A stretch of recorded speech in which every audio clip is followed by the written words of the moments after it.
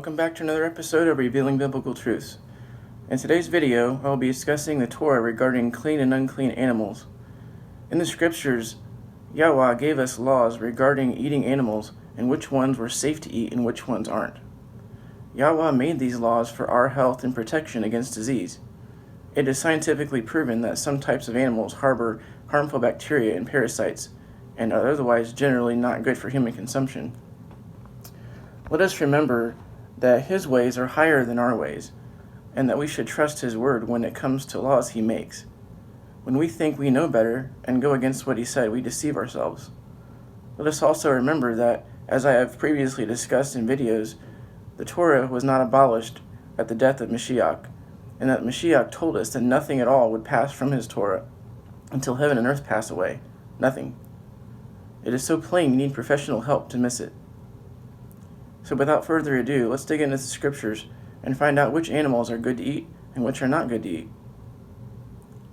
Speak to the children of Israel, saying, "These are the living creatures which you do eat among all the beasts that are on the earth.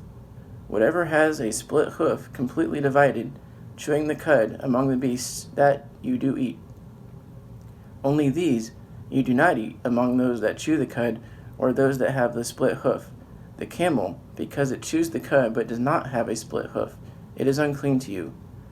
And the rabbit, because it chews the cud but does not have a split hoof, it is unclean to you. And the hare, because it chews the cud but does not have a split hoof, it is unclean to you. And the pig, though it has a split hoof, completely divided, yet does not chew the cud, it is unclean to you. Their flesh you do not eat, their carcasses you do not touch, they are unclean to you. These you do eat, that are all in the waters. Any one that has fins and scales in the waters, in the seas or in the rivers, that you do eat. But all that have not fins and scales in the seas and the rivers, and all that move in the waters, or any living being which is in the waters, they are abomination to you. They are an abomination to you. Of their flesh you do not eat, and their carcasses you abominate. All that have not fins or scales in the water are an abomination to you. And these you do abominate among the birds. They are not eaten, they are all an abomination.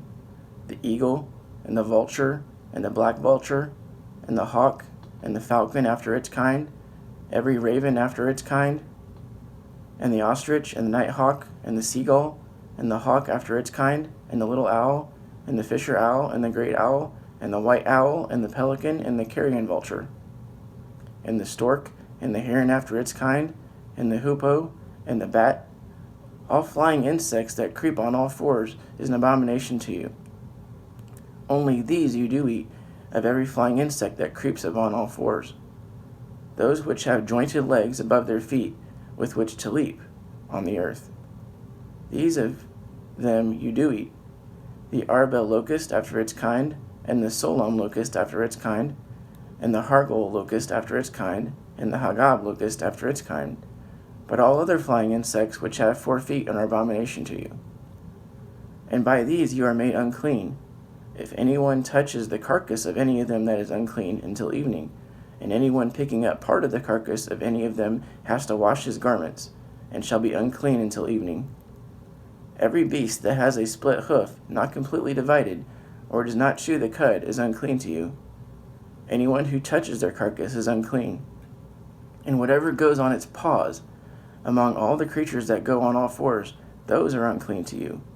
Anyone who touches their carcass is unclean until evening. No cats and dogs. And he who picks up their carcass has to wash his garments, and shall be unclean until evening. They are unclean to you. And these are unclean to you among those creeping creatures that creep upon the earth, the mole, and the mouse, and the tortoise after its kind, and the gecko, and the land crocodile, and the sand reptile, and the sand lizard, and the chameleon. These are unclean to you among all that creep. Anyone who touches them when they are dead becomes unclean until evening. And whatever any of them in its dead state falls upon becomes unclean, whether it is any wooden object, or garment, or skin, or sack, any object which work is done, and is put in water. It shall be unclean until evening, and then it shall be clean.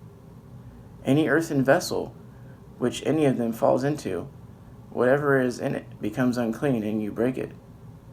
Any of the food which might be eaten, on which water comes, becomes unclean, and any drink which might be drunk becomes unclean. And on whatever any of their carcasses falls becomes unclean. An oven or a cooking range, it is broken down. They are unclean, and unclean to you. But a fountain or a well, a collection of water, is clean, but whatever touches their carcass is unclean. And when any of their carcass falls on any planting seed which is to be sown, it is clean. But when any water is put on the seed, or any part that such carcass falls on it, it is unclean to you.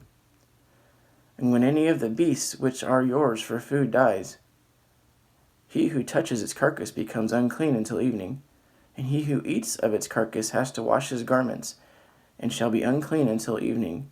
And he who picks up its carcass has to wash his garments, and shall be unclean until evening. And every swarming creature, the one that swarms on the earth, is an abomination, and is not eaten. Whatever crawls on its stomach, and whatever goes on all fours, whatever has many feet among its swarming creatures, the ones swarming on the earth, these you do not eat, for they are an abomination. Do not make yourselves abominable with any swarming creature, the ones swarming, and do not make yourselves unclean with them, lest you be defiled by them. For I am Yahweh your Elohim, and you shall set yourselves apart, and you shall be set apart, for I am set apart.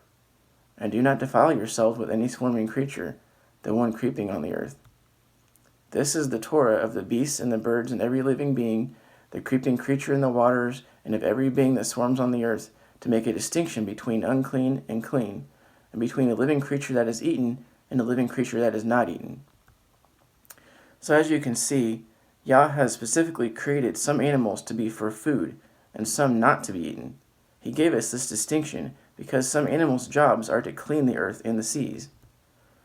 In this example, 2 tanks of water from the same location are sampled. The tank on the left was left alone, while oysters were placed into the tank on the right, and only after a short time the water is clear. Oysters can clean up to 50 gallons of water a day by filtering wastes and pieces of dead animals. In the same way, pigs filter out the toxins and contamination in the soil, leaving the soil clean. Thus, the pigs, the shrimp, the oysters, and anything else like it contain all these toxins in them, and they do not get rid of them.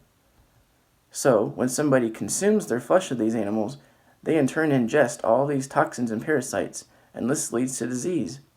There is a reason why our all-knowing Creator made certain animals to do certain jobs, and why we should not be eating them. He told us which animals are safe to eat, and for our benefit. He wants us to be healthy and live long. The scripture even says if we follow His laws, then our days will be long on the earth. He literally means this. If we abide by His dietary laws, our bodies won't be subjected to all these diseases, and we will live longer. And again, His views on sin, what is good for our bodies, has never changed. It's an abomination. It's an abomination.